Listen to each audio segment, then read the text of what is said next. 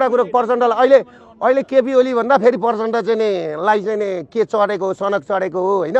उहाँले सनक नचढ्दा हुन्छ। म उहाँलाई एउटा कुरा के भन्छु भने नि तपाईको नजिक बसेर काम गरेको मान्छे हो म होइन।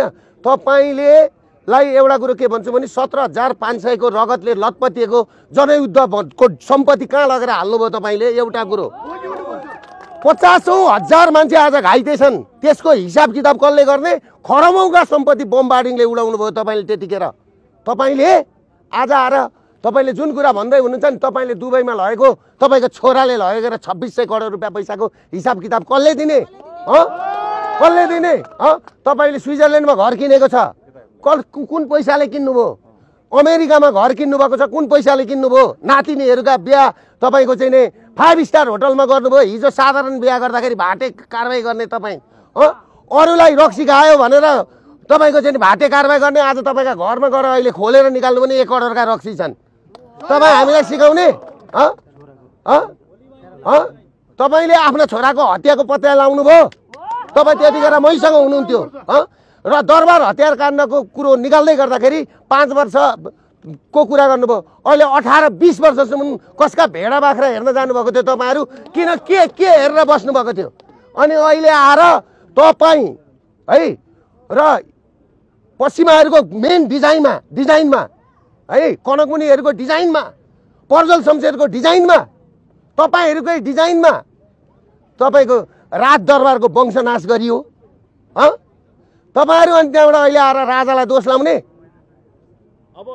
यो कुरा बोल्दिने मान्छे छैन भनेर नहेप्नुहोस्। र अर्को कुरो के छ भने तपाईहरुले राष्ट्रवादी शक्ति र गणतन्त्रवादी बीचमा गृह युद्धको हेर्नुस्, धर्मको गृह युद्ध हुन्थ्यो तर यहाँ गणतन्त्र र राष्ट्रवादी शक्तिको बीचमा गृह युद्ध हुँदैछ। गृह युद्धको लागि तपाईहरुले यो वातावरण बनाउनु हुँदैछ। त्यसकारणले म तपाईहरुलाई के भन्छु भने जसरी राजाले सत्ता छोड्नुभयो नि, रक्तपात बिन सत्ता छोड्नुभयो, सेना पुलिस आफ्नो हातमा हुँदाहुँदै। र तपाईहरुलाई म एउटा कुरा के भन्छु भने एकजना योगी आदित्यनाथको फोटो देख्दा, हिन्दूवादी नेताको फोटो सडकमा देख्दा तपाईहरुले त्यत्रो उचाल्नु भयो हैन। करण सिंहले आएर राजालाई कन्भिन्स नगरेको थियो भने नि इन्डियाको नेताले तपाईहरुले गणतन्त्र पाउनुहुन्थ्यो? करण सिंहले आएर राजालाई कन्भिन्स गरेको हैन? अनि तपाईहरु माओका फोटा राख्ने, स्टालिनका फोटा राखेर दारू खाने। अनि हाम्रा साथीहरुले तपाईको योगी आदित्यनाथ जोगीको फोटो राखे, हिन्दूवादी नेताको फोटो राख्दा के बिग्रियो? के बिग्रियो?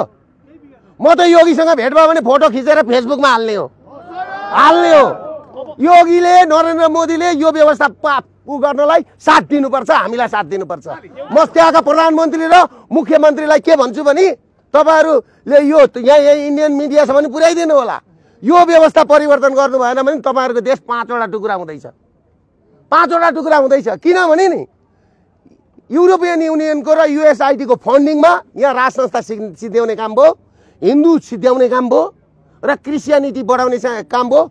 क्रिस्चियनहरुको इपी सेन्टर बन्यो यो देश। यसको कारणले आज मणिपुरमा आगो लागेको छ। मणिपुर छुट्टिँदैछ क्रिस्चियनहरुको राज्य बनाउनलाई। र अर्को डिजाइन के छ?